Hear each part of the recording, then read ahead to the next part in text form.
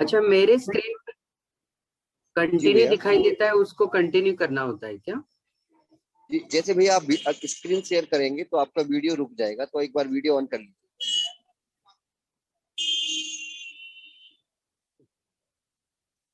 चलिए, सबका स्वागत है, बहुत बहुत जय जिनेंद्र सभी को। मेरी आवाज आप तक आ रही है ठीक से? जी भैया, क्लियर आ रही है। ठीक, बहुत बहुत शुक्रिया सबको। आइए, हाथ जोड़ लेते हैं और हम लोग पहले मंगलाचरण कर लेते हैं। आलोक भैया जी, स्क्रीन भी शेयर हो रही है? हाँ भैया, बस प्रोसेस में चल रही है। हाँ, आ गई है भैया।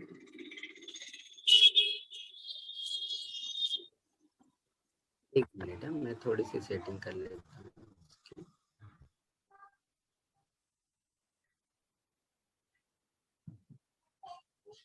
आपका वीडियो और स्क्रीन दोनों बहुत क्लियर दिख रहे हैं, आपके वॉइस भी क्लियर आ रही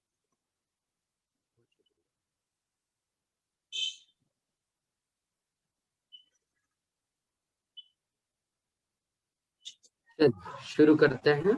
आइए। नमो अरिहंताणं, नमो सिद्धाणं, नमो आयरीयाणं, नमो उवध्यायाणं, नमो लोये सव्वसाहुणम्। श्रीवर्धमानमर्हन्तम्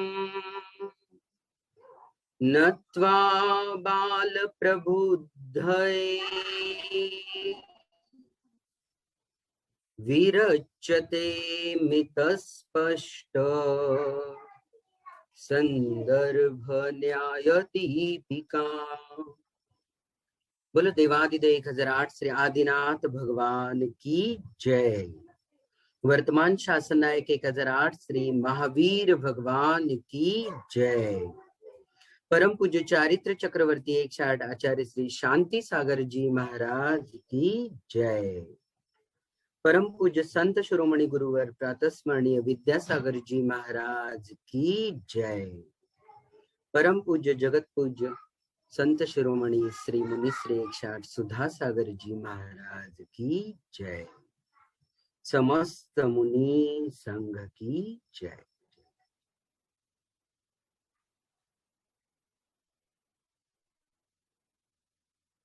सबको जय जिनेंद्र।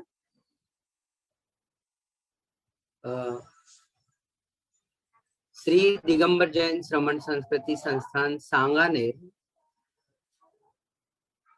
जयपुर के द्वारा संचालित और आयोजित पूजनीय संत शिरोमणि गुरुवर विद्यासागर जी महाराज जी के द्वारा संप्रेरित, आशीर्वादित तथा साथ ही जगत पूज्य मुनि पुंगव श्री 108 सुधा सागर जी महाराज जी के पावन आशीर्वाद से कल से अध्यात्म शिविरों का प्रारंभ किया गया है और इन शिविरों की धूम पूरे भारतवर्ष में मची हुई है। जैसा कि कल से ही आप लोग इन शिविरों से जुड़े हुए हैं, मैं आप सभी न्याय प्रेमियों का, न्याय की एक कक्षा है, जैन न्याय का एक ऐसा अद्भुत ग्रंथ हम लोग इस वक्त पढ़ रहे हैं, स्वाध्याय कर रहे हैं, जिसका नाम है न्याय दीपिका। यह परम पूज्य पूज्यवर श्रीमद अभिनव धर्मभूषण यति जी के द्वारा विरचित है। आइए, आज हम कल जो विषय देख चुके थे उसको थोड़ा सा पहले संक्षेप में पुनरावलोकन करेंगे और फिर उसके बाद आज हम लोग थोड़ा सा आगे बढ़ेंगे। आज की कक्षा में हम लोग जो पाठ पढ़ेंगे उसको पढ़ने से पूर्व जो महानुभाव कल नहीं जुड़े थे हमारे साथ और आज ही पहली दफा जुड़ रहे हैं, उनका भी मैं हार्दिक स्वागत करता हूं। संस्थान परिवार की ओर से आप सभी का बहुत बहुत हार्दिक स्वागत है। संक्षेप में मैं अपना परिचय दूं, मैं अनंत बल्ले सोलापुर महाराष्ट्र से हूं और इतना ही पर्याप्त है, बाकी सब तो आपको क्लास में पता चल ही जाएगा। कल हमने जो बातें की थी उसमें हमने पहले तो ये जाना कि न्याय दर्शन की जो पृष्ठभूमि है वह क्या है। न्याय दर्शन का प्रारंभ, उसका उत्थान, उसका विकास और उसके जो ग्रंथकार हैं महान, उन ग्रंथकारों के ग्रंथ विशेष, इन पर संक्षेप से हमने कल प्रकाश डाला था। थोड़ा सा संक्षेप में ही सही कल की बातों को दोहराऊं। सबसे पहले तो 4 अनुयोग द्वार हमारे जो हैं, उन अनुयोग द्वारों में प्रथमम कर्णम चरणम द्रव्यम नमः कहकर के हम लोग प्रणिपात करते हैं चारों अनुयोग द्वारों को। तो इन 4 अनुयोग द्वारों में से जो द्रव्यानुयोग का विषय है, उसी के अंतर्गत तर्क की एक शाखा अत्यंत विस्तृत हुई है, विकसित हुई है, और अपने आप में जिन आचार्यों के योगदान और अवदान से संपल्लवित हुई है, वह अत्यंत विस्तृत है, विशाल है। इन ग्रंथों में जैन न्याय का प्रणिपात और वहां से लेकर के विकास का एक अहम हमको भूमिका दिखाई देती है, बहुत विशाल विस्तृत रूप से। बिल्कुल इसमें सबसे पहले हमने जो बात की थी वह यह की थी कि जैन न्याय के बीजभूत जो सूत्र है, बीज, बिना बीज के तो वृक्ष ना आविर्भूत होगा, ना पल्लवित होगा, ना पुष्पित होगा, है ना। पूज्यवर समंत भद्राचार्य जी ने जैसे कहा है, बीजा भावे तरो रिव। याद आया? पूज्यवर समंत भद्राचार्य जी ने रत्नकरण जी में कहा है, बीजा भावे तरो रिव। जैसे बीज ही ना हो तो क्या किसी वृक्ष की कल्पना की जा सकती है क्या? नहीं, बीज के अभाव में कोई वृक्ष की कल्पना नहीं हो सकती। तो न्याय का ये जो वृक्ष इतना लहलहाया, इतना फला फूला पुष्पित हुआ, उसने फल बांटे सबको, और जिस न्याय शाखा का इतना विस्तार वृक्ष की भांति हुआ, उसके बीज हमें मिलते हैं पूज्यवर उमा स्वामी जी विरचित तत्वार्थ सूत्र जी के प्रारंभिक सूत्रों में।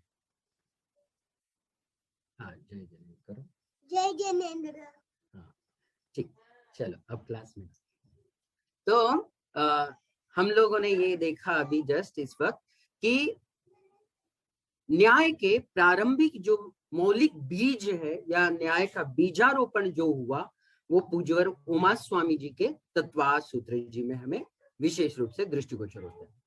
इसके पश्चात हमने ये पूरा बीज किस तरह से अंकुरित हुआ, उसको किन किन ने बिल्कुल खाद पानी डाल करके समुचित व्यवस्थाओं को जुटा करके पल्लवित होने योग्य बनाया, पुष्पित होने योग्य बनाया, उनमें महान आचार्यों की भूमिका पर थोड़ा प्रकाश डाला।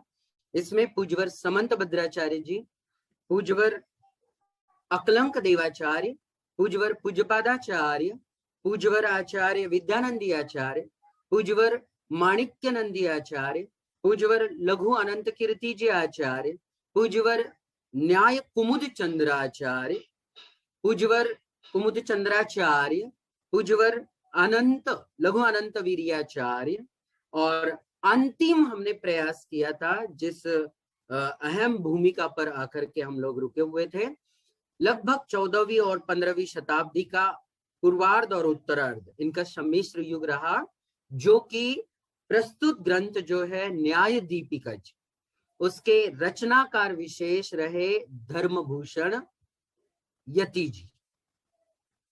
इनके साथ हमने एक विशिष्ट विशेषण जुड़ा हुआ देखा है, वह विशेषण है अभिनव। कौन सा विशेषण देखा? अभिनव। अभिनव का मतलब होता है नया नया, जो नए हैं, अभी अभी मतलब हमारे करीब के हैं, बहुत पुरातन प्राचीन वाले नहीं, अभी के, इस तरह से। तो अभिनव यह विशेषण उनका है। आइए चलते हैं। आज हम थोड़ा सा इस पृष्ठभूमि को, जो कि कल देखा था, हमने एक और चीज पर कल प्रकाश डाला था कि न्याय क्या है। तो कल हमने एक सूत्र आपको लिखवाया था, कॉपियों में आप लोगों ने लिखा होगा जरूर। क्या लिखा है, कोई पढ़कर बताएगा? हाँ जी बिल्कुल, पूर्णिमा भाभी जी बहुत सही कह रही है। ठीक, बिल्कुल सही है। बहुत सारे लोग बिल्कुल सही बता रहे हैं इस वक्त। जो भी कुछ आप कह रहे हैं समझ रहा हूं मैं आपकी लिपि से। चलिएगा, बहुत अच्छा, शुक्रिया बहुत बहुत। हो सकता है आपने कल कुछ पढ़ा हो, इसके पश्चात कुछ खोजा हो, कुछ जरूर शास्त्रों को टटोला हो, निश्चित तौर से स्वागत है इस बात के लिए। और हमने बात ये रखी थी कि जैन न्याय ग्रंथ जो है, वह न्याय ग्रंथ में किसका उल्लेख करते हैं, क्या है जैन न्याय। तो इस संदर्भ में थोड़ी बातें रखी थी। न्याय का मतलब है हमारे यहाँ पर प्रमाण नयात्मको न्याय। एक परिभाषा कल बतलाई, प्रमाण नयात्मको न्याय। ठीक, आज एक और व्याख्या उसमें ऐड कर लेते हैं।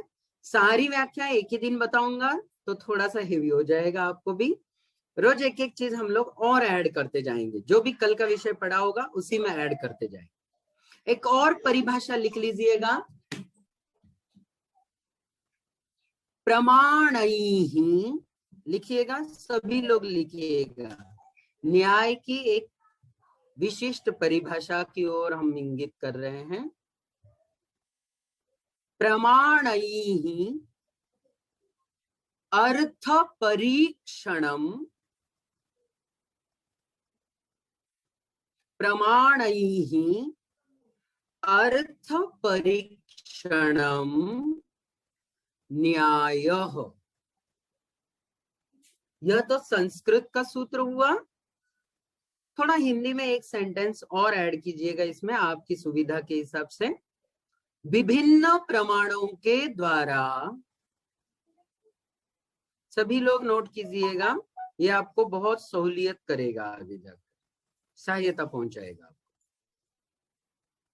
विभिन्न प्रमाणों के द्वारा वस्तु तत्व की परीक्षा करना न्याय है।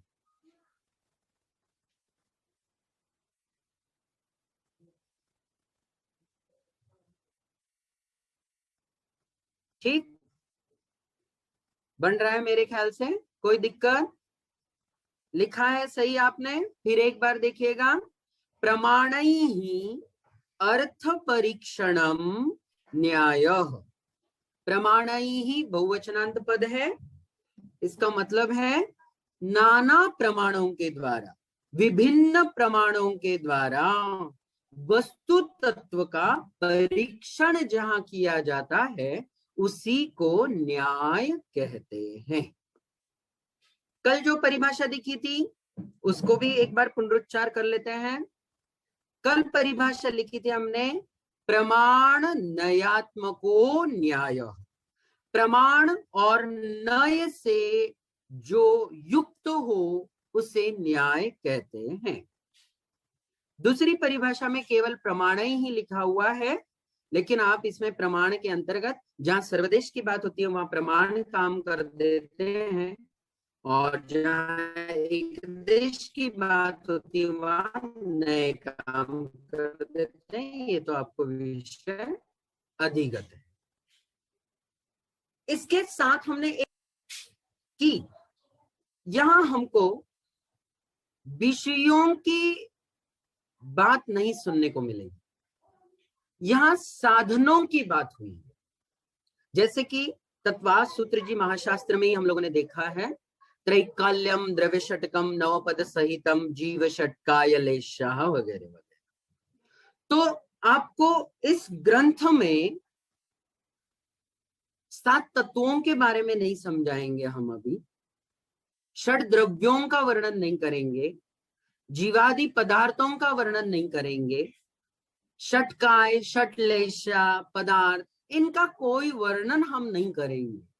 इनका वर्णन वाले आगम ग्रंथ, सिद्धांत ग्रंथ प्रचुर मात्रा में हमारे साथ, हमारे बीच में मौजूद है। हम बात इन न्याय के शास्त्रों में इसकी करेंगे कि इन सब को कसौटी पर कसकर कैसे देखें। सुन रहे हैं सभी लोग ध्यान से? हम बात करेंगे इन सभी चीजों की परीक्षा कैसे करें कि यही सच है और बाकी सब झूठे। देव शास्त्र गुरु कौन सच्चे हैं, कौन झूठे हैं, इसकी परीक्षण की जो विधि है वह विधि न्याय शास्त्रों के द्वारा हम देखेंगे। तत्वों में कौन समीचीन तत्व है, कौन असमीचीन है, इसकी परीक्षा करेंगे हम न्याय ग्रंथों। हमारे पास न्याय ग्रंथ साधनों को उपलब्ध करा रहे हैं, पर प्रकाश डालेंगे न्याय ग्रंथ साधनों पर। ठीक है, किन साधनों पर? परीक्षा करने योग्य नाना साधनों पर प्रकाश डालेंगे। साधन है, साध्य क्या है?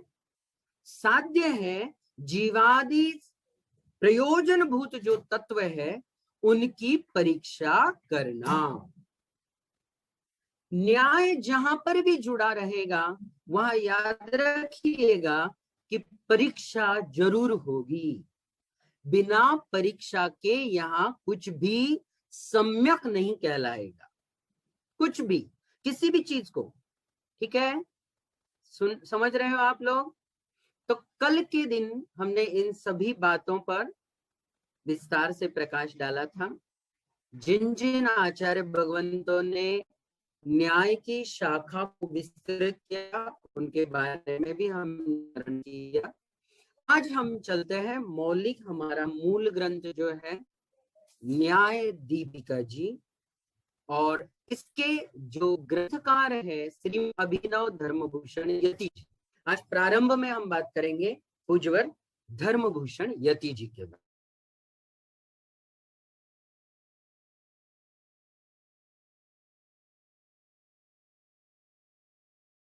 ऐसे आचार्य भगवान के चरणों में पहुंचने का प्रयास करते हैं जिन्होंने हमको न्याय का एक अद्भुत ग्रंथ न्याय दीपिका के रूप में दिया, प्रदान किया। आइए चलते हैं हम लोग श्रीमद् अभिनव धर्मभूषण यति जी की ओर।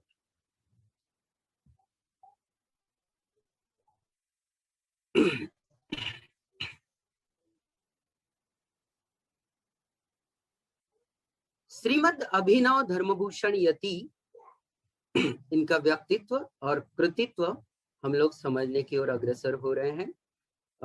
यह सब कुछ आप जो भी स्क्रीन पर देखेंगे, यह सब कुछ श्रमण संस्कृति संस्थान सांगानेर परिवार की ओर से प्रस्तुत किया जा रहा है आप तक।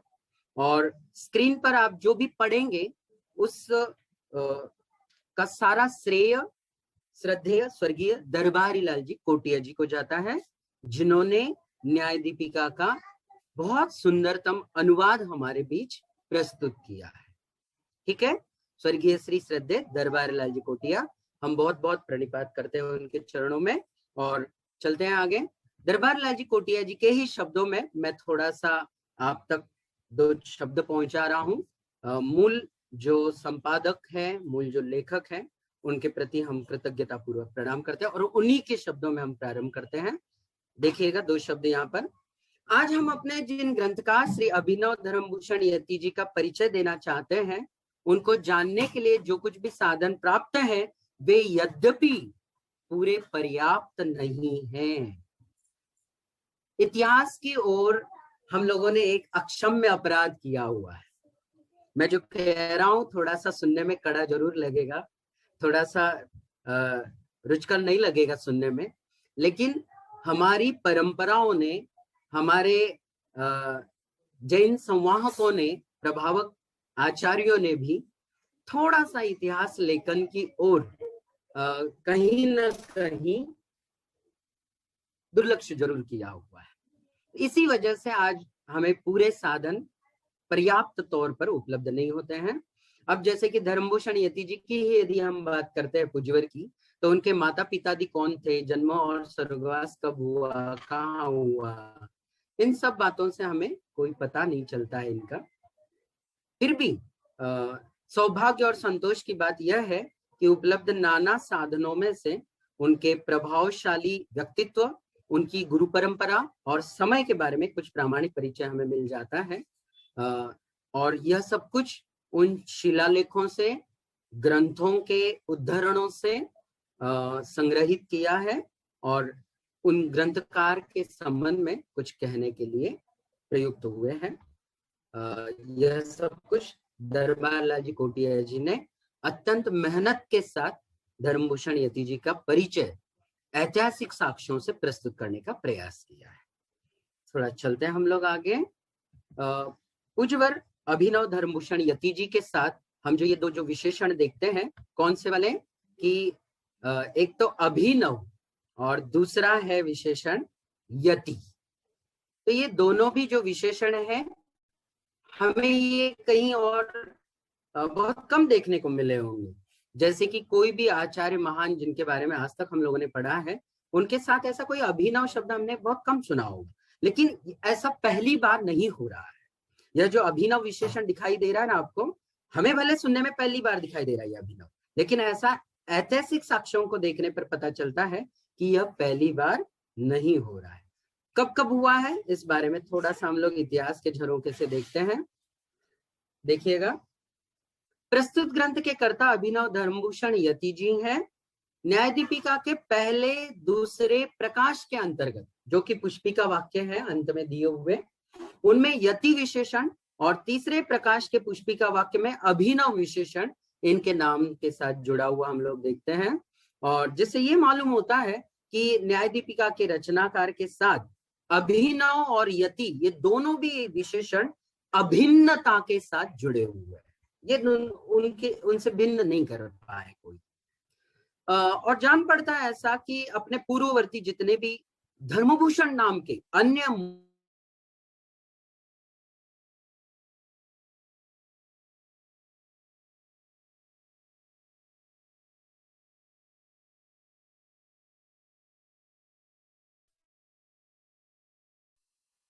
प्रायः करके ऐसा देखा जाता है कि एक ही नाम बहुत सारे व्यक्ति हो जाते हैं, तो अपने आप को कुछ अलग करने के लिए, अपने आप को उनसे भिन्न दिखलाने के लिए एक उपनाम रख लिया जाता है।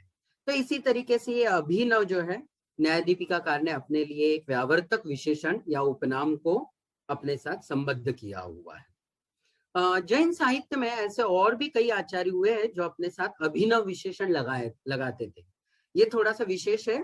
आप लोग, मुझे नहीं पता कि प्रस्तावना वगैरह बहुत अच्छी बड़ी लंबी चौड़ी दी हुई है, पढ़ी है या नहीं पढ़ी है, लेकिन यहाँ यदि आप देख रहे हैं तो जरूर इसका अंतर्गत कुछ भाग आपको वहां दिखाई देगा जरूर। जैसे अभिनव पंडिताचार्य, अभिनव श्रुत मुनि जी, अभिनव गुणभद्राचार्य, अभिनव पंडित देव आदि आदि हम लोगों को कुछ आचार्य और पंडितों के भट्टारकों के नाम के साथ अभिनव शब्द दिखाई जरूर देता है। इसलिए पूर्ववर्ती अपने नाम वालों के व्यावृत्ति के लिए अभिनव विशेषण एक परिपाटी के रूप में रहा है। और यति विशेषण तो बिल्कुल हम लोगों को मालूम है, यति दिगंबर मुद्रा के धारी महामुनि राजाओं को संबोधित किया जाता है। इससे ये जरूर पता चल जाता है हमको कि पूज्यवर गुरुदेव कुंद देव की आमनाय में विशेष विशेषण को लिए हुए जो ग्रंथकार है हमारे दिगंबर जैन मुनि परंपरा से थे और भट्टारक जी के नाम से भी वो लोक विश्रुत थे बिल्कुल। तो ये अभिनव और यति इन दो विशेषताओं पर हमने यहाँ बात की। अभी इस वक्त थोड़ा सा आगे चलते हैं हम आपको लेकर के।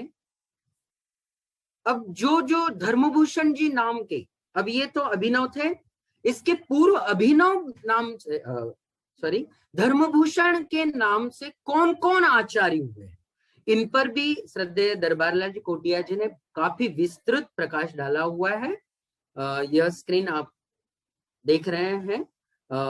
प्रस्तावना में यदि आप ग्रंथराज जी की देखेंगे तो इस पर एक बहुत बड़ा प्रकाश श्रद्धेय जी ने डाला हुआ है। आप वहां से भी इति वृत्तांत देख सकते हैं, पढ़ सकते हैं। बिल्कुल गुरु परंपरा की ओर यदि हम देखते हैं तो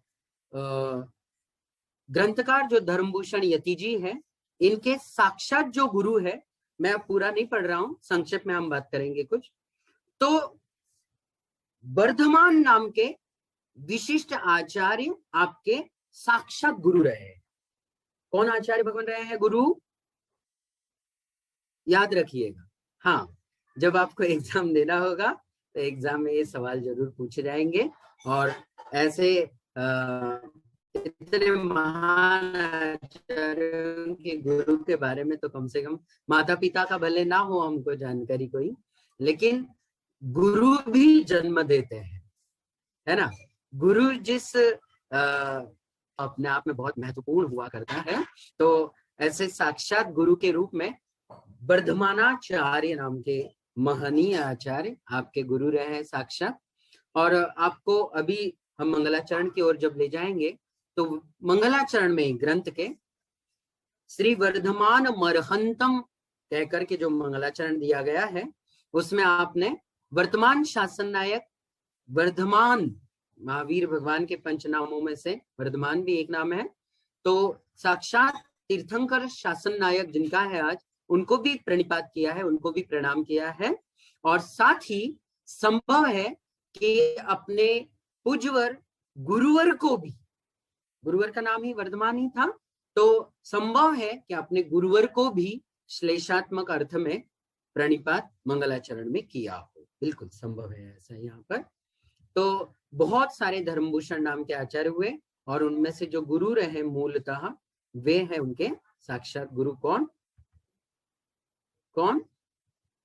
बिल्कुल सही, वर्धमानाचार्य। थोड़ा सा हम आप समय की बात करेंगे कि अभिनव धर्मभूषण जी यतिराज का समय कहाँ कब रहा है। तो समय के बारे में बहुत संक्षेप में बतला दूं मैं आपको। कर्नाटक की जो भूमि है, उस भूमि को बहुत सारे आचार्यों ने अपने योगदान से भूषित किया। ऐसे ही आचार्यों की परंपरा में अभिनव धर्मभूषण यति जी हुए, जिन्होंने कर्नाटक को अपने जन्म से, अपने कर्तृत्व से अभिभूत किया। विजयनगर नाम का साम्राज्य रहा है कर्नाटक में। मेरी आवाज आ रही है साफ?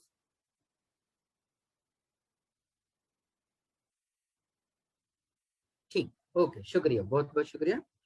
तो कर्नाटक में विजयनगर नाम का साम्राज्य रहा है। ऐतिहासिक साक्ष्यों से इतिहास के कुछ एपिसोड्स आप देखते होंगे ऐतिहासिक कुछ, तो उनमें आप लोगों ने कृष्ण देवराय का नाम सुना होगा, हरिहर का नाम सुना होगा, देवराय का नाम सुना होगा। कृष्ण देवराय अलग है, देवराय प्रथम द्वितीय वगैरह अलग है बिल्कुल। तो जो प्रथम देवराय हुए हैं, उनके द्वारा संस्तुत, उनके द्वारा संपूजित और उनके द्वारा अत्यंत प्रशंसित रहे हुए ये आचार्य रहे हैं। उनका समकालीन युग रहा है बिल्कुल। किनका? धर्मभूषण यति जी का। मतलब प्रथम देवराय जो हुए हैं, उनके समकालीन ये आचार्य रहे हुए हैं। उनके कुछ उल्लेख भी प्रस्तुत ग्रंथ में किए हैं। जो प्रारंभिक भूमिका है उसमें इन डिटेल में इन पर बात की गई है बिल्कुल। तो वहां पर भी इन सभी बातों को आप पढ़ सकते हैं बिल्कुल। तो एक तरह से यदि हम बात करते हैं अभिनव धर्मभूषण यति जी की, तो प्रथम देवराय का जो काल है वो 14वीं शताब्दी का उत्तरार्ध और 15वीं शताब्दी का पूर्वार्ध रहा है। तो 14वीं और 15वीं शताब्दी का जो पूर्वार्ध और उत्तरार्ध का समय है, इनके बीच में निश्चित रूप से हमारे पूज्यवर आचार्य धर्मभूषण यति जी हुए हैं। तो ये इन सभी साक्ष्यों से ऐतिहासिक पता चल जाता है। यह स्क्रीन जब आप तक शेयर हो जाएगी, या आप स्क्रीनशॉट भी ले सकते हैं साथ ही। मुझे मान लो कोई भेजने में देरी हो जाती है या इसका संशोधन करने में समय काफी लग जाता है, तो आप स्क्रीनशॉट भी लेते हुए चल सकते हैं मेरे साथ। आप इंतजार मत करते रहिएगा कि मैं कब भेजूंगा आपको, या भेजिए भेजिए ऐसे भी मैसेज मत कीजिएगा, क्योंकि इसमें बहुत सारा संशोधन का काम भी करना पड़ता है थोड़ा सा, ताकि त्रुटियां ना रहे। जब मैं शेयर करूंगा तो उसमें न्यूनतम त्रुटियां आपको देखने को मिलेंगी। अभी ये सब कुछ संशोधन की कड़ियों में से गुजरने वाली प्रक्रिया है। तो आप स्क्रीनशॉट लेते रहिएगा, आपके पास मैटर रहता जाएगा। इसके पश्चात यदि हम बात करते हैं तो ये जो विषय है ये बहुत पढ़ने वाला है। उनका व्यक्तित्व और जो कृतित्व रहा है इसको जरूर हम लोग थोड़ा सा पढ़ेंगे। देखिए, आचार्य धर्मभूषण जी यति जी के प्रभाव और व्यक्तित्व सूचक जो भी उल्लेख मिलते हैं उनसे मालूम होता है कि वे अपने समय के सबसे बड़े प्रभावक और व्यक्तित्वशाली जैन गुरु थे। प्रथम देवराय, जिन्हें राजाधिराज परमेश्वर की उपाधि प्राप्त थी, धर्मभूषण के चरणों में मस्तक झुकाया करते थे। उनकी पत्नी का, धर्म पत्नी का नाम था पद्मावती। तो पद्मावती वस्ती के शासन लेख में उन्हें बड़ा विद्वान और विशिष्ट वक्ता के रूप में उनका नामोल्लेख किया है, और साथ ही में मुनियों और राजाओं से भी पूजित बतलाया है।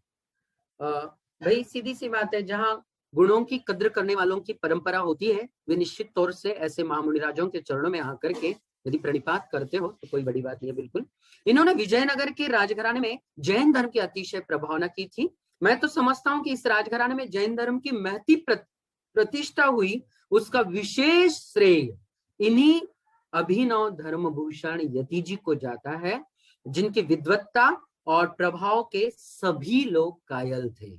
इससे स्पष्ट है कि ग्रंथकार बहुत असाधारण प्रतिभा के धनी थे, असाधारण व्यक्तिमत्व के धनी थे। जैन धर्म की प्रभावना करना उनके जीवन का व्रत था। मौलिक रूप से बात यदि हम करें, पूज्यवर अमृतचंद्राचार्य जी ने कहा है, आत्मा प्रभावनीयो रत्नत्रय तेजसा सततमेव। दिगंबर रूप, दिगंबर चर्या ऐसी होती है जो अपने आप में ही अपने चारित्र के द्वारा, अपने उज्जवल चर्या के द्वारा सतत निर्वरत रूप से बिल्कुल प्रभावना का कार्य वो कर ही रहे होते हैं। उनको अलग से उपदेश आदि देकर के प्रभावना करने की आवश्यकता महसूस ही नहीं पड़ती, क्योंकि उनकी चर्या स्वयं प्रभावना का कार्य कर रही है। रत्नत्रय का साक्षात प्रभावना का कार्य उनके रत्नत्रय धर्म से हो रहा होता है। तो आप तो अभिनव धर्मभूषण यति जी जो रहे हैं, उज्जवल चर्या के धारी रहे हैं, और प्रभावना तो उनसे होती थी, किंतु ग्रंथ रचना का कार्य भी उन्होंने अपनी अनोखी शक्ति और विद्वत्ता का बहुत ही सुंदर उपयोग करते हुए किया है। आज हमें उनकी एक ही अजर अमर रचना प्राप्त होती है, और वह यह अकेली प्रस्तुत न्याय दीपिका है, जो जैन न्याय के वाङ्मय में अपना विशिष्ट स्थान रखती है और ग्रंथकार के धवल कीर्ति को अक्षुण्ण बनाए हुए रखती है। उनकी विद्वत्ता का प्रतिबिंब उसमें हमें स्पष्टतया आलोकित होता है। इसके सिवाय उन्होंने और भी कोई रचना की या नहीं, इसका हमें कुछ ज्यादा पता नहीं चलता है, पर मैं ये एक संभावना पहले भी कर आया हूं कि इस ग्रंथ का इस प्रकार से उल्लेख किया है जिससे लगता है कि ग्रंथकार की एक और दूसरी रचना होना चाहिए। यदि सचमुच कोई ग्रंथ ऐसा होता है न्याय दीपिका के अतिरिक्त, तो संशोधन का विषय जरूर है, अन्वेषकों को उसकी ओर दृष्टिपात करना चाहिए। उपर्युक्त सारी बातों से ये तो पता चल ही जाता है कि विजयनगर आपकी जन्मभूमि भी रही है, कर्मभूमि भी रही है, और अंतिम श्वास तक आपने जिन धर्म की जो अत्यंत प्रभावना की है,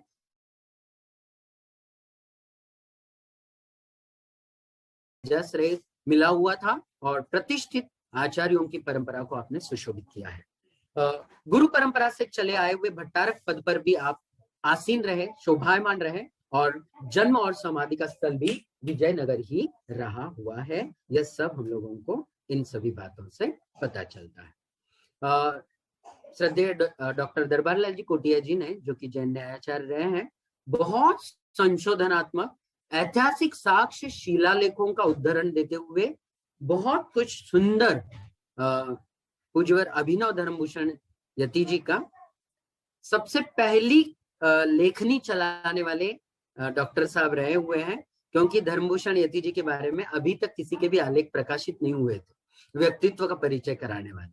तो हृदय डॉक्टर साहब ने हम पर बहुत बड़ा उपकार किया, ये तो उनको प्रकाश में ला करके भी उनके व्यक्तित्व को प्रकाशित करके। इतना अद्भुत व्यक्तिमत्व हमारे सामने है, और यह तो सब कुछ हो सकता है आचार्य भगवान को हम तो देख नहीं पाए, लेकिन उनकी कालजयी एकमेव कृति जो है आज हमारे बीच है, न्याय दीपिका जी। अब हम बहुत ज्यादा समय बिना बिताए चलते हैं ग्रंथ के मंगलाचरण की ओर। ठीक है, इसका जो भी आपको विशेष और पढ़ना है, आप जरूर प्रस्तावना को गौर से 1, 2, 3 बार पढ़िएगा। बहुत सुंदर प्रस्तावना पुस्तक के प्रारंभ में दी गई है। आप तक यदि पुस्तकें पहुंची ना हो, आपके पास ना हो, तब भी आप एक पीडीएफ संस्थान परिवार की ओर से संप्रेषित किया गया है ग्रुप में, आप उस पीडीएफ को डाउनलोड कीजिएगा और आप उसकी कुछ प्रारंभिक पन्नों का, यदि पुस्तकें उपलब्ध नहीं हो रही है तो उसके प्रारंभिक अध्याय का प्रकाश का प्रिंट भी आप डाउनलोड करा सकते हैं, प्रिंट भी ले सकते हैं। 35 पन्नों का केवल पहला अध्याय है, और संभावना यह है कि इन 15 दिनों में हम लोग प्रथम प्रकाश, प्रथम अध्याय से ज्यादा नहीं देख पाएंगे। आराम से देखेंगे, कोई भागदौड़ मची हुई नहीं है। पहला ही न्याय ग्रंथ आप लोग पढ़ रहे हैं, उस हिसाब से मैं बहुत ज्यादा विस्तार में भी नहीं ले जाऊंगा आपको, संक्षेप में, लेकिन आपको समझ में आए और आपको न्याय ग्रंथों में रुचि बनी रहे, इस बात का ख्याल रखूंगा और फिर आपको सरलता के साथ ले चलूंगा। चलिए हम लोग चलते हैं ग्रंथ के मंगलाचरण की ओर। स्क्रीन पर देखिएगा, यदि आपके पास पुस्तकें ना हो तो आपको स्क्रीन पर कुछ मंगलाचरण के स्क्रीन दिखाई दे रही होगी। 1 ही मिनट, थोड़ा सा मैं इसको और आपको देखने में कष्ट ना हो इस तरीके का बना देता हूं।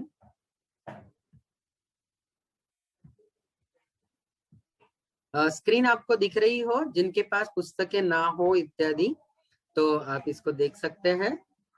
काफी बड़े अक्षरों में दिख रहा होगा ये शायद, इसको और भी बड़ा किया जा सकता है, मैं कर दूं शायद आपको और अच्छा दिखाई दे।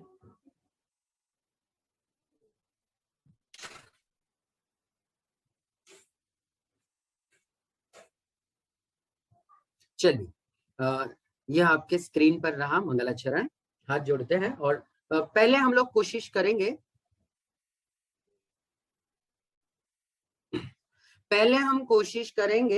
कि एक एक शब्द का उच्चारण शुद्धता के साथ करें, और उच्चारण शुद्धता के साथ करने के पश्चात हम उसको स्वर और लय के साथ देखेंगे। 1 मिनट, मैं मंगलाचरण तक आ रहा हूं। ओके, देखिए, नत्वा आप उच्चारण कर सकते हैं, आप बिल्कुल निस्संदेह निस्संकोच अपने घर में बड़ी आवाज के साथ उच्चारण कीजिएगा, उसके सिवाय आपको शुद्ध उच्चारण नहीं बनेगा। नत्वा बोलिएगा सभी लोग प्रयास करें, बिल्कुल शर्माइएगा मत, सीखना है। मंगलाचरण है भाई, ये तो रोज करेंगे तो आपको भी आना चाहिए, जरूर उच्चारण कीजिएगा। नत्वा श्री वर्धमान मरहंतम बाल प्रबुद्धये।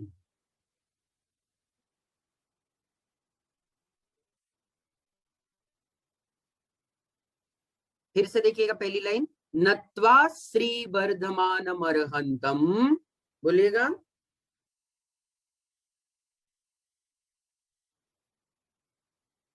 बाल प्रबुद्धये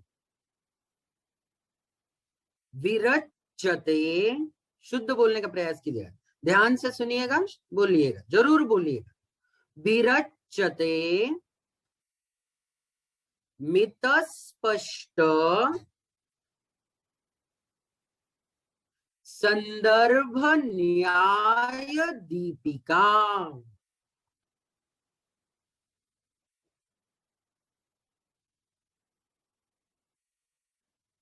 बन रहा है, सभी से उच्चारण करते हैं। चलिए नीचे वाली लाइन देखिएगा फिर से, विरच्यते मितस्पष्ट, बोलिएगा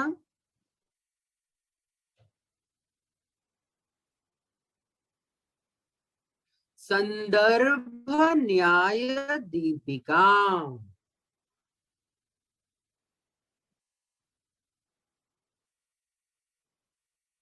ठीक, आइएगा स्वर और लय के साथ बोलते हैं।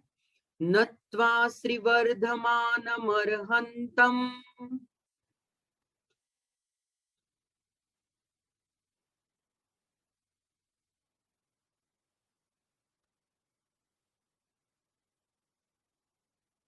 बोलिएगा।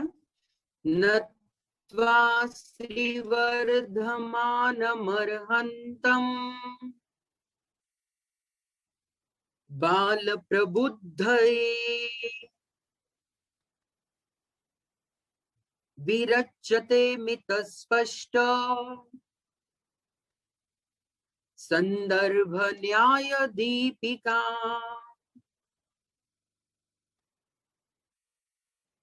पुनः एक बार उच्चारण करता हूं, देखिएगा। नत्वा श्रीवर्धमानमर्हन्तम् बाल प्रबुद्धये विरच्यते मितस्पष्ट संदर्भ न्याय दीपिका। ठीक, मुझे लगता है बन जाएगा सबसे उच्चारण कर। ठीक है, चलिए चलते हैं, इसका अर्थ भी देखते हैं। देखिएगा, नत्वा, एक एक शब्द का अर्थ सुनिएगा ध्यान से। नत्वा, नमस्कार करके, किन्हें? श्री वर्धमान मरहंतम, श्री वर्धमानम अरहंतम। श्री, श्री माने लक्ष्मी, अंतरंग और बहिरंग लक्ष्मी। तो अंतरंग और बहिरंग लक्ष्मी से युक्त ऐसे वर्धमानम अरहंतम, वर्धमान स्वामी को, बाल प्रबुद्धये, बालकों को प्रबुद्धये, बुद्धिमान बनाने के लिए, या बालकों को समझ में आए, उनको भी इसमें प्रवेश हो सके, इस हेतु से बालकों को प्रबुद्ध बनाने के लिए, इस तरीके से भी कह सकते हैं। विरच्यते, रचना की जाती है, मित, स्पष्ट, संदर्भ, ये तीन विशेषण है इसके न्याय दीपिका के। देखिएगा, मित, मित माने संक्षेप में। यह जो प्रस्तुत ग्रंथ है ना न्याय दीपिका जी, यह कोई बहुत विस्तृत ग्रंथ नहीं है, संक्षिप्त बिल्कुल। मित, हित मित प्रिय वचनों में मित शब्द सुना होगा, देखो आप सुना है ना।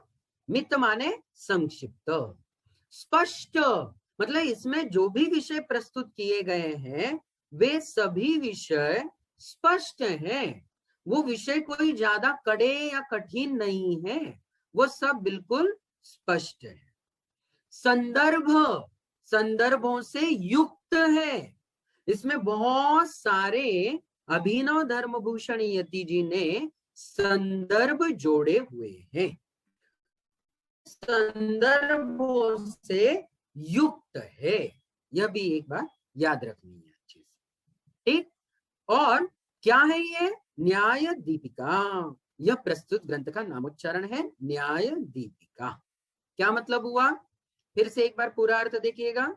श्री वर्धमान अरहंत भगवान को नत्वा, प्रणाम करके, नमस्कार करके, किस लिए? बाल प्रबुद्धये, बालकों को बुद्धिवर्धन करने के लिए, बालकों की बुद्धिमत्ता का विकास करने के लिए। क्या मतलब? तर्क जैसे शास्त्रों में उनकी तर्कणा शक्ति का विकास करने के लिए, बालकों को भी न्याय में प्रवेश करने के लिए, है ना। हाँ, बाल का मतलब यहाँ पर बाल मतलब वही छोटे छोटे बच्चे, ऐसा नहीं है। हाँ, हम और आप सभी बाल हैं। आप उम्र से आप कहोगे हम तो 60 साल के हैं भैया, हम तो 70 साल के हैं, हम कहाँ बाल हुए? फिर हमारे लिए नहीं है क्या ये ग्रंथ? तो ऐसा नहीं है। हाँ, पूज्य आचार्य देव ने ही टिप्पणी में लिखा हुआ है, सुनिएगा ध्यान से सुनिएगा। यो यत्र अनभिज्ञः स तत्र बालः। क्या मतलब? जिसे जो विषय का ज्ञान नहीं है वह उस विषय में बाल ही कहलाता है। कितनी बढ़िया व्याख्या है। देखो, जिसे जिस विषय का ज्ञान नहीं है, जिस किसी को भी, हम और आप क्या सभी विषयों में निपुण दक्ष मास्टर है क्या? सभी विषय आते हो? नहीं। हम और आप क्या सर्वज्ञ है क्या कि सब कुछ जानते हैं भैया? नहीं। तो ऐसे बहुत सारे विषय होंगे जिनके बारे में हमें कुछ नहीं पता या बहुत कम पता है। तो ऐसे अज्ञात विषयों में हम सभी क्या कहलाएंगे? बाल कहलाएंगे। तो बाल दो तीन प्रकार के हैं, उनके बारे में टिप्पणियों के साथ जो बातें की गई है कल के हम अध्याय में देखेंगे ही, कल के प्रारंभिक कक्षा में देखेंगे ही देखेंगे। तो बाल का मतलब है जो जिस विषय में अनभिज्ञ है। अनभिज्ञ का मतलब अज्ञात है, जिसे जो विषय नहीं आता वो वहां पर बाल कहलाता है। तो उन बालकों की बुद्धि को बढ़ाने के लिए विरचते, रचा जाता है, मित, संक्षिप्त, स्पष्ट, बिल्कुल जैसे उजाले में हर चीज स्पष्ट नजर आती है ना, उसी तरीके से न्याय का ये एक अद्भुत ऐसा दीपक है। स्त्रीलिंगी शब्द का प्रयोग किया है, दीपिका। तो ऐसा ही ये दिया है न्याय को, न्याय का, कि जिससे सब बिल्कुल क्या हो जाएगा? संदर्भों के साथ स्पष्ट हमें मालूम चल जाएगा।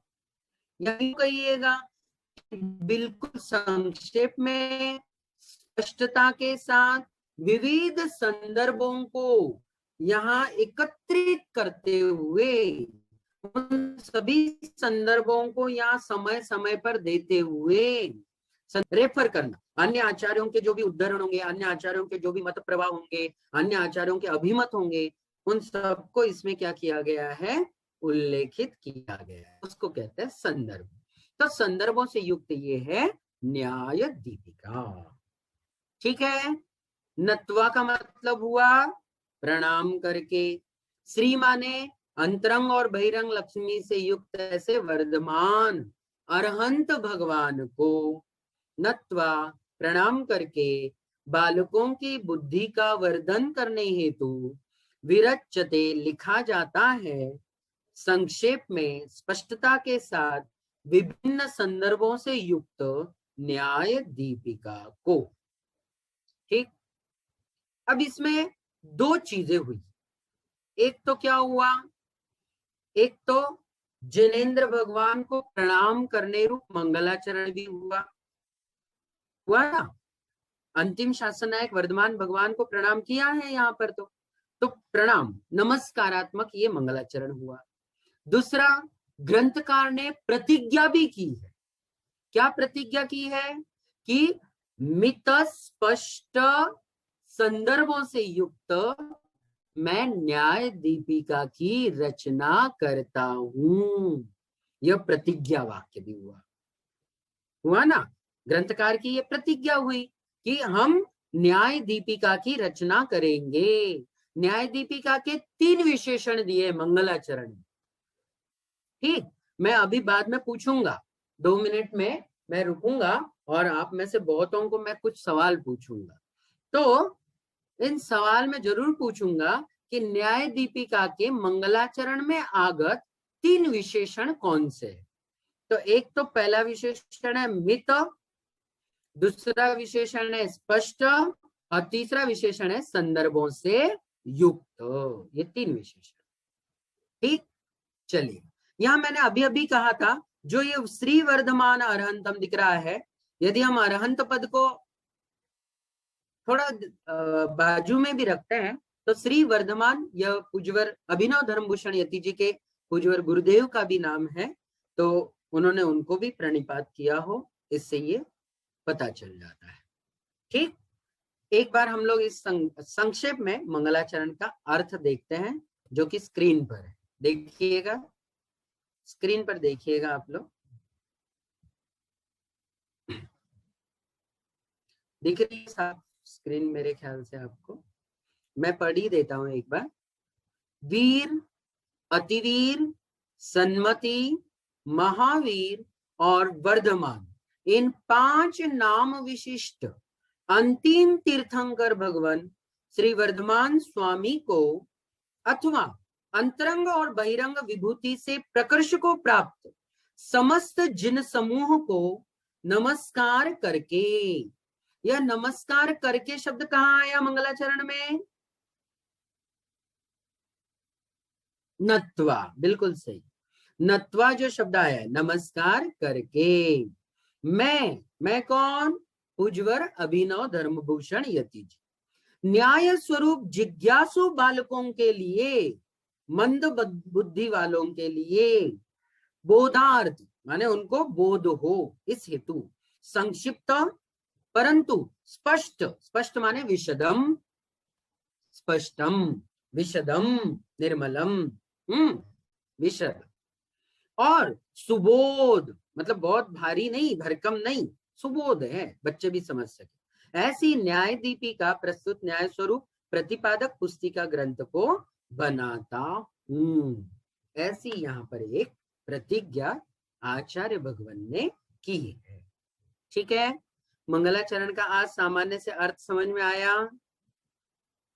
ठीक, अब आप क्या करेंगे? 2, 3, 4 बार आपको समझ में जब तक नहीं आता है, इस मंगलाचरण को अपनी कॉपियों में लिखेंगे, शुद्धता के साथ लिखना है, यह जो पूरा मंगलाचरण है, ठीक है? और इसके पश्चात ये जो अर्थ नीचे दिया हुआ है, इसको भी आप लिखेंगे अपनी कॉपी में। ठीक, कोई दिक्कत नहीं? चलिए, थोड़ी देर के लिए हम आपसे जुड़ेंगे अभी लाइव, मतलब इस तरीके से लाइव कि आप मुझसे बात कर सकते हैं। ठीक है, जो भी आपकी जिज्ञासा हो, बड़े संक्षेप में 5 से 10 मिनट, ज्यादा नहीं हमारे पास वक्त, तो 5 से 10 मिनट के लिए हम आपसे जुड़ेंगे। आप में से जिन भी महानुभावों को जो कुछ पूछना हो, पहले तो हैंड रेज का ऑप्शन है, आप अपना हाथ उठाएं जरूर, उसी में एक ऑप्शन है हैंड रेज का, आप जरूर हाथ उठाइएगा, मैं एक एक को जरूर मुखातिब होऊंगा। चलिएगा, पहला नाम हमारे स्क्रीन पर दिखाई दे रहा है, सुनीला जी जैन। सुनीला जी, आप अपना माइक अनम्यूट कीजिएगा और आप हमसे बात कर सकती है इस वक्त। सुनीला जी, सुनीला जी, चलिए, हो सकता है वो हमारे साथ अभी इस वक्त ना जुड़े हो या मेरी आवाज उन तक ना पहुंचती हो। मैं पहुंचूंगा। मंजुला जी जैन, मंजुला जी आप अपना माइक अनम्यूट कीजिएगा।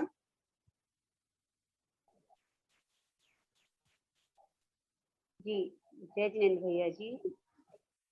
हाँ जी, जय जिनेंद्र, स्वागत है जी। मेरे पुस्तक में जो लिखा हुआ है, नत्वा बीच में आया हुआ है।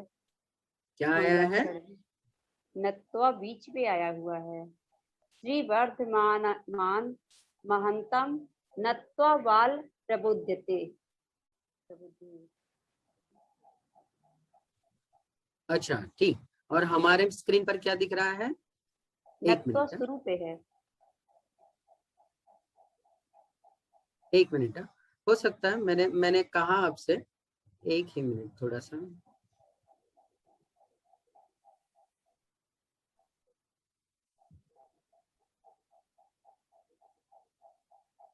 हाँ, ये मेरे से गलती हुई है, टाइप करते समय मेरी गलती हुई है। मैंने इसीलिए कहा कि कुछ संशोधन की गलतियां हैं इसमें। नत्वा शब्द मुझे बाद में जुड़ना चाहिए था, कुछ इसको शायद इफेक्ट देते समय या कुछ करते समय कोई शब्द हिल गया हो, मैं नहीं देख पाया। बहुत बहुत शुक्रिया मंजुला जी, मेरा ध्यान इस ओर दिखाया आपने। बिल्कुल, यह नत्वा यहाँ प्रारंभ में दिखना चाहिए। ये पीछे वाले में भी ऐसा ही हुआ है क्या मुझसे? हाँ, अच्छा, तभी मुझे उच्चारण करते समय लग रहा था कि मैं गलत क्यों बोल रहा हूँ इसको। श्री वर्धमान नत्वा बाल, जी जी, ये गलत है। हाँ, संशोधन करना चाहिए इसमें मुझे। हाँ, मैं वो माफी चाहूंगा कि मुझसे ये गलत टाइप हुआ है। जो आप कह रहे हैं वही सही है, श्री वर्धमान मरहंतम नत्वा बाल प्रबुद्ध है, ऐसा ही होना चाहिए। मैं संशोधन कर लेंगी। बहुत बहुत मंजुला जी शुक्रिया, धन्यवाद। जय जी। अंजलि शाह जी जुड़ी हुई है हमारे साथ। अंजलि जी जय जिनेंद्र। जय जिनेंद्र। मैं भी यही कहना चाहती थी कि नत्वा शुरू में नहीं, बीच में है। और दूसरी बात, मैं कल जुड़ नहीं पाई, तो कल की मुझे कुछ मिल सकती है जानकारी? हमने आज भी सारी बातों को एक तरह से प्रकाश डाला था प्रारंभ में, आप प्रारंभ से हुई थी। वो तो सुन लिया। तो कुछ और पीडीएफ वगैरह आपने दी थी क्या? पीडीएफ संस्थान परिवार की ओर से ग्रुप में डली हुई है। ओके, चलते हैं हम थोड़ा आगे। और बहुत अच्छी तरह सुलेखा जी, बहुत बहुत शुक्रिया, जय जी। संक्षेप में, आज बिल्कुल संक्षेप में बात करेंगे हम। सुलेखा जी जैन। सुलेखा जी जय जिनेंद्र भैया। जय जिनेंद्र। बड़ी खुशी हो रही है क्योंकि दरबारी लाल जी कोठिया जी के साथ हमें रहने का मौका मिला श्री महावीर जी में, और उनका ग्रंथ आपसे उनका ग्रंथ आपसे पढ़ रहे हैं। बिल्कुल आपकी तरह ही लगते थे, वो भी छोटे से थे बहुत, मतलब बिल्कुल। बहुत खुशी हो रही है, क्या नाम है, कि ये ग्रंथ पढ़ने में, क्योंकि मैंने उनको देखा है, उनके साथ रहे हम। मैंने तो कभी नहीं देखा है, मुझे तो पता भी नहीं है कैसे थे, कौन थे, कब हुए। काफी दिन के बारे में मुझे दरबार कोठिया जी महावीर जी रहे हैं बहुत दिन। अच्छा अच्छा अच्छा, बहुत बहुत शुक्रिया, आप हमारे साथ जुड़े हैं। जय जिनेंद्र। नरेंद्र कुमार जी जैन मुजफ्फरनगर से जुड़े हुए। नरेंद्र जी जैन जिनेंद्र साहब।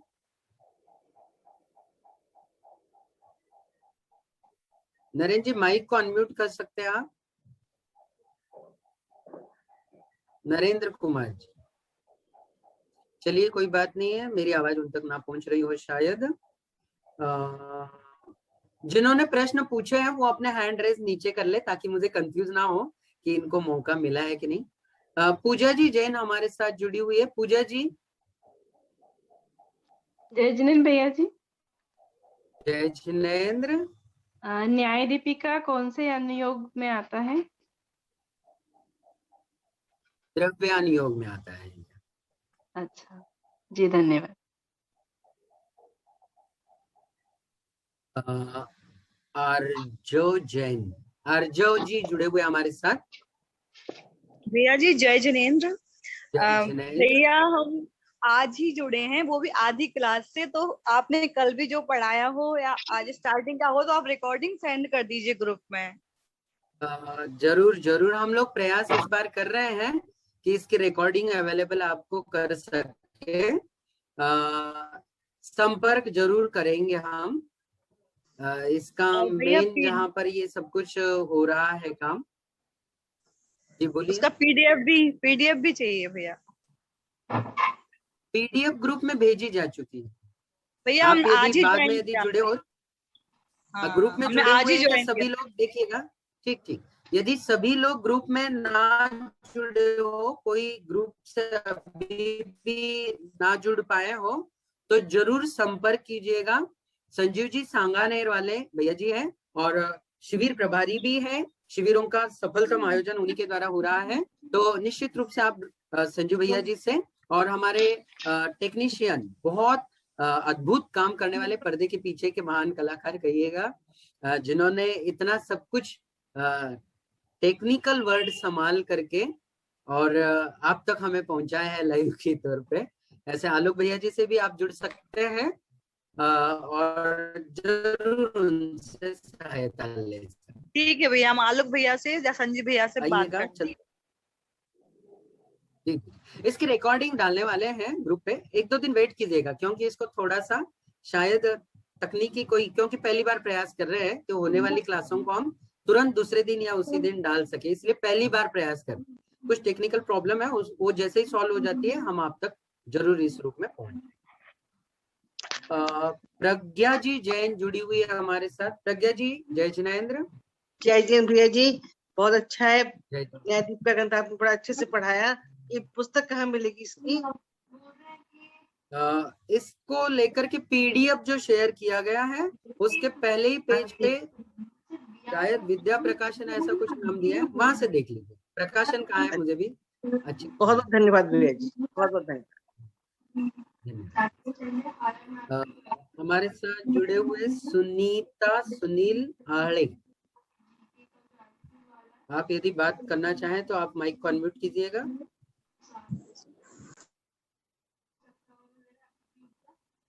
नहीं, शायद कोई प्रॉब्लम हो, आवाज नहीं आ रही है आपकी। सुनीला जी जुड़ी हुई है हमारे पास। सुनीला जी आप भी जुड़ सकते हैं। चलिए कोई बात नहीं, और किसी को कुछ पूछना हो तो भी आप पूछ सकते हैं। शायद एक दो जनों से जुड़ने में दिक्कत हो रही है हमें। कोई रजनी जी शाह जुड़ी हुई है हमारे साथ। रजनी जी जय जिनेंद्र। जय जिनेंद्र भैया जी। जय भैया जिनेंद्र जी दरबारी लाल कोठिया जी जो है ना, उन्होंने अपने जीवन के अंतिम 15-20 वर्ष बीना में बिताए। बिल्कुल हमारे अच्छा। घर के बाजू में, बिल्कुल बाजू में। हम लोग बात है। दिन भर उनकी आवाज सुनते थे, उनको देखते थे। तो बात है, कितने सौभाग्यशाली है आप लोग तो फिर। जी भैया जी, जरूर। अब उनका ग्रंथ पढ़ रहे तो बहुत अच्छा लगा आज। जय जिनेंद्र भैया जी। क्या बात है, बहुत सुंदर। जय जिनेंद्र। जरूर जरूर ऐसी बातें आप शेयर कीजिएगा। ग्रुप में भी आप लोग शेयर कर सकते हैं, हमारे साथ लाइव भी शेयर कर सकते हैं, मुझे जरूर खुशी होगी। आइएगा। और कोई जरूर जुड़ना चाहते हैं? प्रज्ञा जी जैन ने पूछा है, हैंड रेज ऑप्शन नीचे कर लीजिएगा ताकि मैं कंफ्यूज ना हो। विनीता जी आप कुछ पूछना चाह रही है? जी चलिएगा। यहाँ और भी किसी को? अच्छा मैं एक काम कर रहा हूँ, हो सकता है आप में से बहुत लोगों को इस वक्त इसमें हैंड रेस करने में कोई दिक्कत आ रही हो। अनीता जी गुप्ता, अनीता जी जय जिनेंद्र। जय जिनेंद्र भैया जी। जय जिनेंद्र। मैंने इनकी किताब के बारे में देखा था, ये आज से 1968 के करीब ये प्रकाशित हुई थी दिल्ली से, और ये 394 पेज की है, जो हम सामान्य लोगों के लिए तो समझना बहुत मुश्किल है। हाँ इतना बड़ा भी मुश्किल नहीं है। नहीं, लेकिन आपने ये जो पीडीएफ बना रहे हैं, इससे समझ में आना अब लग रहा है कि बहुत आसान हो जाएगा हमारे लिए। अच्छा मतलब मेरी पीडीएफ नहीं है जो ग्रुप में शेयर की जा चुकी है। हाँ जी, ये जो पीडीएफ बनी है, क्योंकि मैंने उस किताब को देखा है पूरा, और वो उस वक्त मुझे समझ में नहीं आ पा रही थी, लेकिन आज आप जब पढ़ा रहे हैं 2 दिन से, तब लग रहा है कि बहुत आसान होगा समझना। और इसका कल का वीडियो YouTube पे संजीव जी ने डाल दिया है। अच्छा डाल दिया है क्या? हाँ जी, बहुत बहुत शुक्रिया संजीव जी। ओके, मुझे जानकारी में नहीं था। हाँ जी, वो मैंने अभी थोड़ी देर पहले ही देखा था। 7 जुलाई का आ चुका है उस पे। जय जिनेंद्र भैया जी। चलिएगा, जय जिनेंद्र। बढ़िया, बहुत बहुत शुक्रिया, आपने हमारे साथ जानकारी शेयर की। हाँ जी, बहुत शुक्रिया। और कोई पूछना चाहता हो? मान लो आप में से किसी को हैंड रेस करना नहीं बन रहा है, तो आप अपना वीडियो चालू करके भी यदि आप हाथ ऐसा करेंगे, तब भी मैं सोचूंगा कि आपको कुछ पूछना है। शायद मेरी आवाज कट कट के आ रही है क्या? क्योंकि आप लोगों की आवाज तो कट के आ रही है। मेरी भी आवाज कट कर आ रही है क्या? जी चलिए ठीक है, हो गए होंगे मेरे ख्याल से अभी तक। तो हम लोग आज यहाँ रुक जाते हैं। कुछ मौसमी खराबी है, थोड़ी सी आवाज कट रही है। जिनवाणी स्तुति कर लेते हैं, आइए। जावाणी के ज्ञान से सूझे लोकालो, सोवाणी मस्तक नमो सदा देत हूँ धो।